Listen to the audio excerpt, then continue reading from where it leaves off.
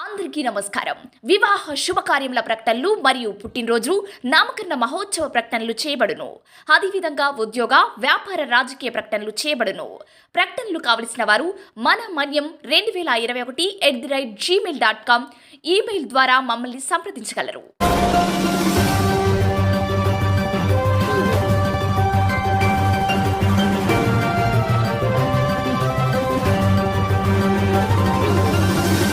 మన మనీ న్యూస్కి స్వాగతం.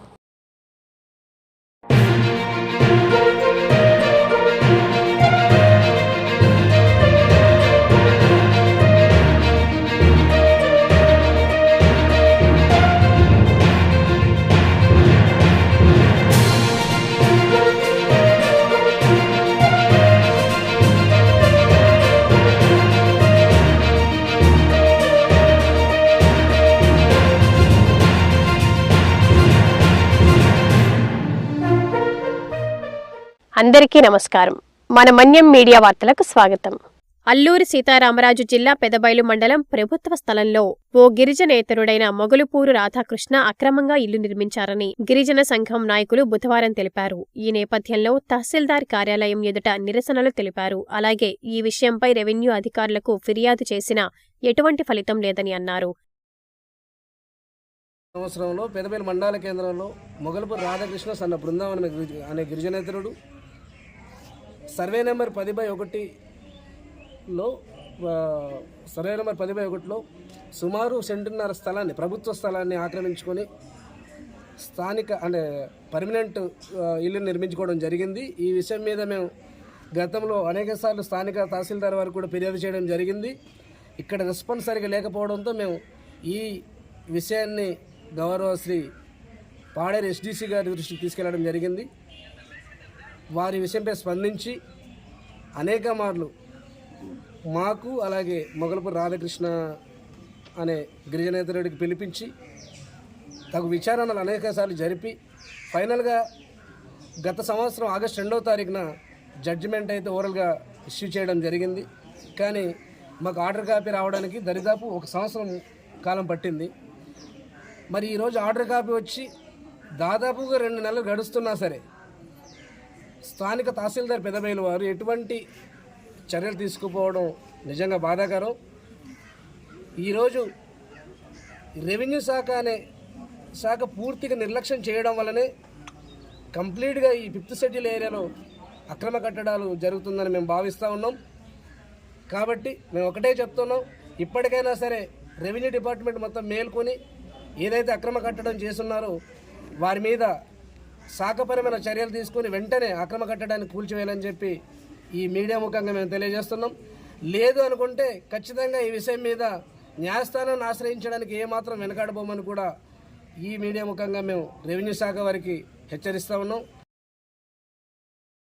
తక్షణమే అధికారులు స్పందించి పెదబైలు మండలంలో 1/70 యాక్ట్ అమలు చేయాలని, ప్రభుత్వ స్థలాలను ఆక్రమించి ఇండ్లు నిర్మించుకున్న గిరిజనేతరుల యొక్క ఇండ్లను తొలగించాలని గిరిజన సంఘం నాయకులు సన్నిబాబు, స్థానిక గిరిజన ప్రజలు తెలిపారు.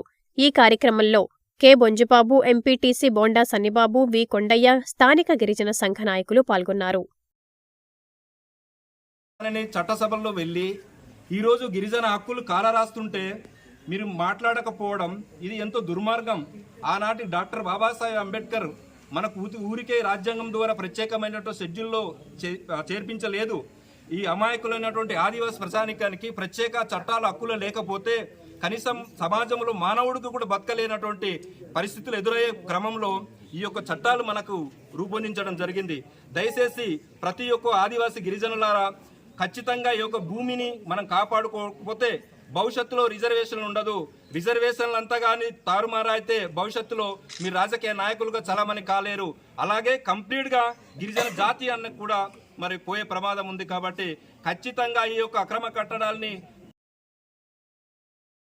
గారు చొరవ చూపెట్టకపోవడంతో మేము ఎస్డిసి గారిని 2021లోనే 30వ తారీఖున మేము ఫిర్యాదు చేయటం అనేది జరిగింది.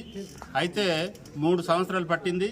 మేము అనేక సందర్భాల్లో ఎంఆర్ఓ గారికి అలాగే ఎస్డిసి వారికి అనేక సందర్భాల్లో మనం ఒత్తిడి తీసుకుని వస్తే అనేక దఫాలుగా ఈ విషయంపై మొత్తం విచారణ జరిపించి 1 సంవత్సరం క్రితం మొత్తం పూర్తి చేసి మొన్న జూలై 4వ తారీఖున వెంటనే అక్రమ కట్టడాలని తొలగించాలని చెప్పి ఆర్డరు పాస్ ఆన్ చేశారు. కానీ నేటికి 60 రోజులు పట్టింది ఇక్కడ పంపించి ఎంఆర్ఓ ఆఫీస్కి. నేటికి ఆ అక్రమ కట్టడాలని తొలగించకుండా స్థానిక తహసీల్దార్ వారు నిర్లక్ష్యంగా వ్యవహరిస్తున్నారు. దీనికి ఆ తహసీల్దార్ వారు సమాధానం చెప్పాలని చెప్పి సందర్భంగా మేము డిమాండ్ చేస్తున్నాం.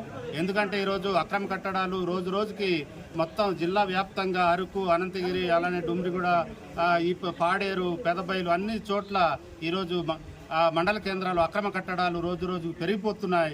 దీన్ని అక్రమ కట్టడాలు కూల్చే దాంట్లో, నివారించే దాంట్లో ఈరోజు అధికారులు నిర్లక్ష్యంగా వ్యవహరిస్తున్నారు. దాన్ని మొదటిగా ఎస్డిసి ఆఫీస్ వాళ్ళు కూడా చొరవ తీసుకోవాల్సిన అవసరం ఉంది. మన మన్యం వార్తా విశేషాలను వీక్షించేందుకు మన మన్యం న్యూస్ యూట్యూబ్ ఛానల్ని సబ్స్క్రైబ్ చేసుకోండి. అలాగే మీ ఫ్రెండ్స్ అండ్ ఫ్యామిలీ మెంబర్స్కి షేర్ చేయండి. అలాగే లైక్ చేయండి, కామెంట్ చేయండి. మా అప్డేట్స్ ఎప్పటికప్పుడు మీ మొబైల్ ఫోన్లో నోటిఫికేషన్ రూపంలో కావాలంటే పక్కనే ఉన్న బెల్ ఐకాన్ మీద క్లిక్ చేయండి. Thank you for watching.